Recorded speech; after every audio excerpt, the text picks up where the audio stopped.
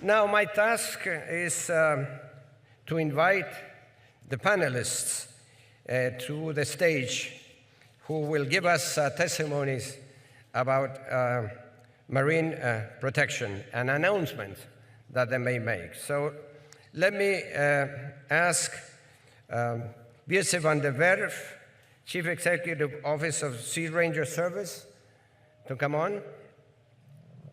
Yes, Mr. van der Werf.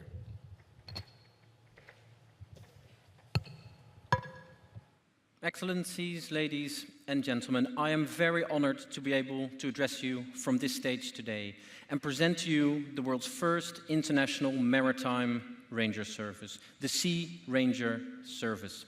My name is Wietse van der Werf, and ever since I was a young boy, I have been fascinated by nature and working towards its protection. Over the last 3 decades, I've had the opportunity to work at many different conservation organizations, and even had the chance to go on numerous Antarctic expeditions. After those missions, I actually trained volunteers as citizen inspectors to help and assist authorities to collect evidence of illegal fishing. By 2015, I had launched my own aviation initiative, whereby we repurposed the flights of private pilots to aid environmental monitoring. So it was through this work that I experienced the true power of citizen engagement. And many of these pilots did not necessarily have a personal passion for flying, but they loved to help with conservation efforts. And it was because we appealed to their personal passion. What I also realized through this work is that there is a possibility to combine otherwise seemingly unrelated issues and personal passions to come to creative solutions. So I now dream big about what it is that we can collectively achieve. There are now roughly 6,500 marine protected areas in the world's oceans. And while it is an amazing achievement that these areas have been created, the reality is that they often lack the resources to be properly patrolled, managed, monitored. And this lack of capacity exists globally. So in fact, it is threatening our ability to properly implement the policies we have all worked so hard to put in place. Now, we often look at modern technologies to fix these types of problems. And I found that many of our answers to our questions about the future can in fact be found in the past. So what inspired me to start the Sea Ranger Service was a program founded by US President Roosevelt in 1933, at the height of the Great Depression. He founded the Civilian Conservation Corps, and in 9 years' time, he mobilized 3 million unemployed young men from the cities, and he got them to establish 800 national parks around the US. And actually today, the situation is not much different. In fact, youth unemployment is on the rise. So just imagine 2 global problems becoming each other's solution, tackling youth unemployment while restoring nature.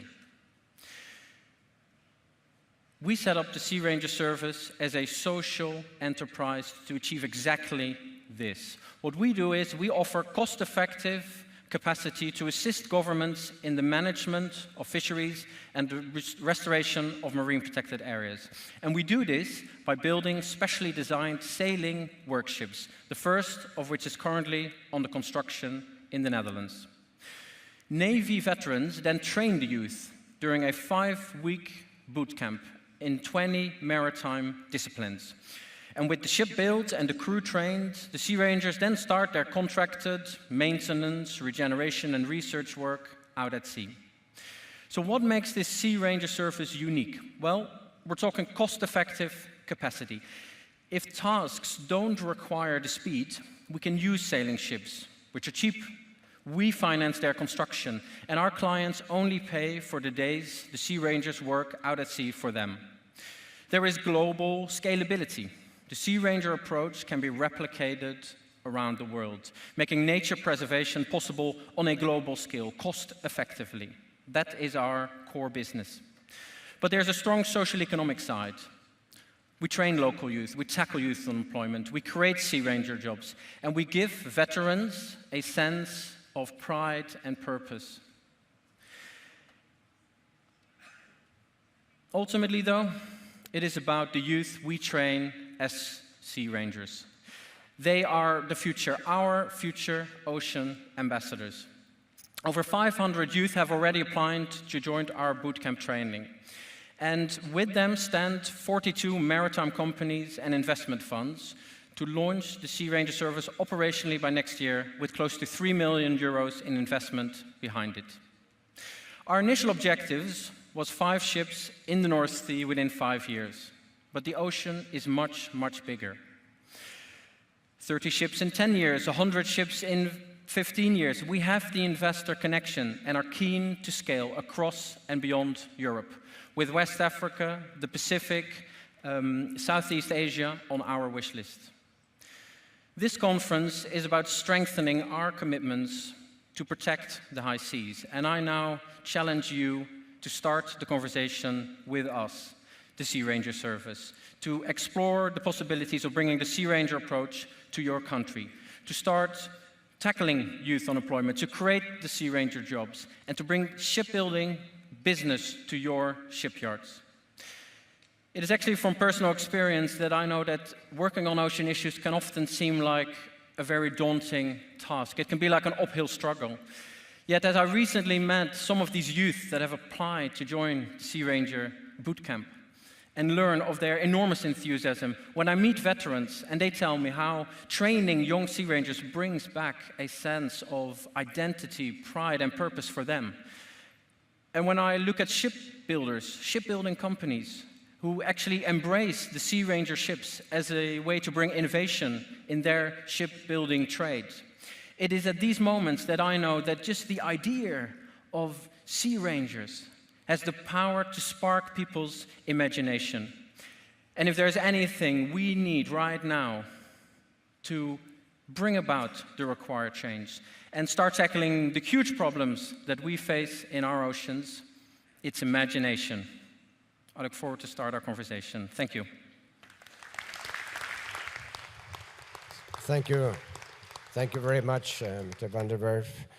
Let me try to summarize briefly what can be in common in these presentations, and I think the way they flow very well.